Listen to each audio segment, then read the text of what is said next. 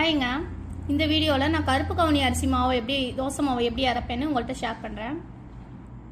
இதை நான் மிக்சியில் அரைக்கிறதுனால எல்லாத்தையும் ஒன்றா போட்டு மிக்ஸ் பண்ணுறேன். நீங்கள் கிரைண்டரில் அரைக்கிறதா இருந்தால் அரிசி தனியாக உளுந்து தனியாக ஊற வச்சு தனித்தனியாக அரைச்சிக்கோங்க. இதுக்கு நான் ஒரு கிளாஸ் கருப்பு கவுனி அரிசி எடுத்துக்கிறேன். எந்த கிளாஸ் அளக்குறீங்களோ அதே கிளாஸில் எல்லாத்தையும் அளந்துக்கோங்க. நீங்கள் இதே கிளாஸில் 1/4 டம்ளர் பச்சை அரிசியோ இல்லை இட்லி அரிசியோ எடுத்துக்குவேன். இது கூடவே 1/4 டம்ளர் உளுந்து போட்டுக்கலாம். அப்புறம் ஒரு டீஸ்பூன் வெந்தயம் போட்டுக்கிறேன். இதை நான் வாஷ் பண்ணிட்டு 5 hours நான் ஊற வச்சுக்கிறேன். ஊற வச்சுட்டு மிக்சியில் போட்டு நம்ம அரைக்க வேண்டியதான்.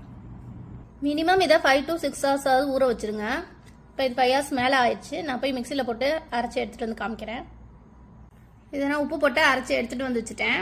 நீங்கள் மிக்சியில் அரைக்கல கொஞ்சம் ஐஸ் வாட்டர் போட்டு அரைங்க. அப்போ தான் மிக்சி கொஞ்சம் ஹீட் ஆகாமல் இருக்கும். இந்த மாவு நார்மல் மாவோட இது சீக்கிரமாகவே புளிச்சிரும். ஸோ நீங்கள் பார்த்து எடுத்து ஃப்ரிட்ஜில் வச்சுருங்க. நாளைக்கு நம்ம தோசை ஊற்றிட்டு உங்கள்கிட்ட காட்டுறேன். மாவு நல்லா புளிச்சிருச்சு. நான் கொஞ்சம் தண்ணி ஊற்றி கலந்து வச்சுருக்கேன். இப்போ நம்ம தோசை ஊற்றலாம்.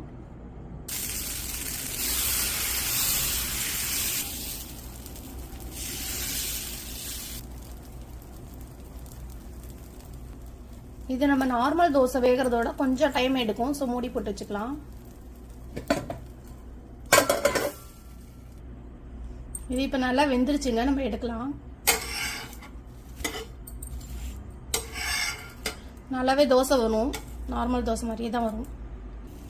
நான் நெக்ஸ்ட்டு தோசையும் ஊற்றிட்டேன். லைட்டாக மட்டும் ஆயில் ஊற்றிக்கலாம். இந்த மாவு ஃப்ரிட்ஜில் வச்சாலுமே கூட புளிச்சிரும். ஸோ நான் 2 நாள் மட்டும்தான் நான் ஃப்ரிட்ஜில் வச்சுருப்பேன்.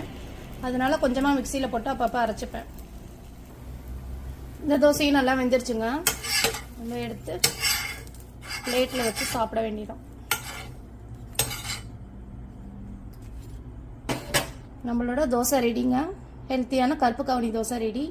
நம்ம இப்போ சாப்பிட வேண்டியதான். நெக்ஸ்ட் வீடியோவில் பார்க்கலாங்க. பாய்.